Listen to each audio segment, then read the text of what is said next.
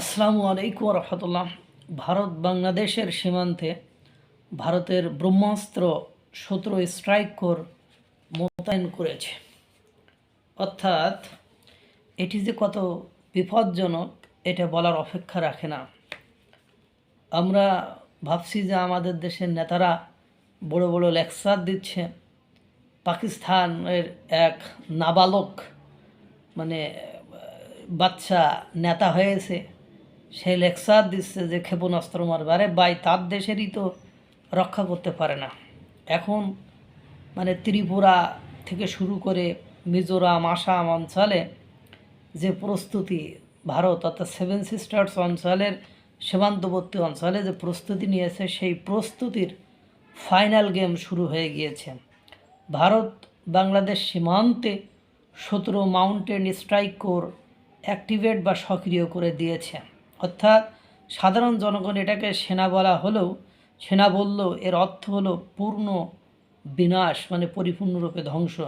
ভারতীয় সেনার অন্যান্য কোর্ট যেখানে ডিফেন্সিভ বা রক্ষাত্মক হয়, অর্থাৎ শত্রুর হামলা শুধু রুখে দেওয়াই তাদের প্রধান কাজ, সেখানে এই স্ট্রাইক কোরের কাজই হলো প্রধান হামলা করা। এদের কাজই হলো হামলা করা, রক্ষণাত্মক না, direct action, direct shoot, direct ভেতরে ঢুকে।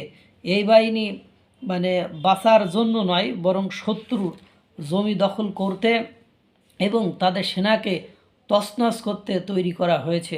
বিশেষ করে পাহাড় এবং দুর্গম রাস্তায় দ্রুত গতিতে যুদ্ধ করার জন্য এদের বিশেষভাবে ট্রেন করা হয়েছে। এদের বিশেষত্ব হলো কুইক রেসপন্স বা দ্রুত প্রক্রিয়া। এতে আছে হাই অল্টিটিউড ওয়ারফেয়ার বা উঁচুতে যুদ্ধ করা, কমান্ডো, প্যারা টু পার্টস আর ভারী তোপখানা। যখন এই কোরকে কোনো বর্ডারে পাঠানো হয়, তার সহজ হলো ভারত ওই সীমান্তকে আর শান্ত এলাকা মনে করছে না। যদি বাংলাদেশ থেকে কোনো নড়চড় হয়, তাহলে ভারতীয় সেনা অপেক্ষা করবে না, সোজা ভিতরে ঢুকে জবাব দেবে। এই বাহিনীকেই চীনের দাপট কমানোর জন্য তৈরি করা হয়েছিল, আর এখন তাদের মুখ বাংলাদেশের দিকে ঘোরানোর ভারত এই বিষয়টিকে কতটা গুরুত্ব দিয়েছে সেটা বুঝতে পেরেছেন। বাংলাদেশের ভারত কথা বলে কম, দেখবেন যে কোনো বিষয়ে ওরা কথা বলে কম, কিন্তু দেখবেন আটকা বিপদ নিয়ে হাজির হয়। বাংলাদেশের পলিটিশিয়ানরা তো মনে করেন গরম গরম বক্তৃতা দিয়ে এ করবে, ও উড়াই দেবে, তা ছিঁড়ে নেবে বলে তো গানম্যান নিয়ে বসে আছে। অর্থাৎ স্বরাষ্ট্র উপদেষ্টা থেকে তাদের জন্য একটা করে গানম্যান দিয়ে দিয়েছে।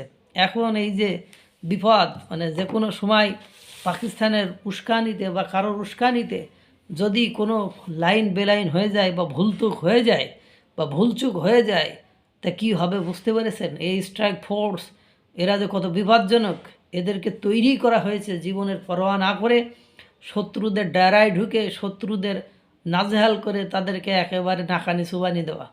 এখন বুঝুন ভারতের পেছনে লাগার ফল। যদিও সরকার আলটিমেটলি দুদিনের অ্যাক্টিভিটিস দেখে মনে হচ্ছে যে দীপুচন্দ্র দাসের হত্যাকারীদেরকে ধরা, তাদের ওখানে লোকজন পাঠানো এবং ডেইলি স্টার এবং প্রথম আলোতে যারা হামলা করেছিল তাদেরকে যেভাবে গণগ্রেপ্তার করতেছে বা তাদেরকে ধরতেছে, এটা থেকে বোঝা যাচ্ছে। এবং ইলিয়াস, সাংঘাতিক ইলিয়াস, যে নিজেকে বড় হনু মনে করতো, তাকে যেভাবে বাংলা এডিশনটন বন্ধ করে সাইজ করলো, তাতে মনে হচ্ছে সরকারের একটু সচেতনতা বৃদ্ধি হয়েছে এবং সরকারের একটু টনক নড়েছে। যে প্রস্তুতি নিয়েছে, কারোর উস্কানিতে পড়ে, কারোর পামে পড়ে যদি মনে করেন একটু আও করেছে, তা একেবারে হাওয়া বের করে দেবে বলে মনে হয়। আল্লাহ তাআলা সকলকে ভালো রাখুক, সুস্থ রাখুক। আসসালামু আলাইকুম ওয়া রাহমাতুল্লাহ।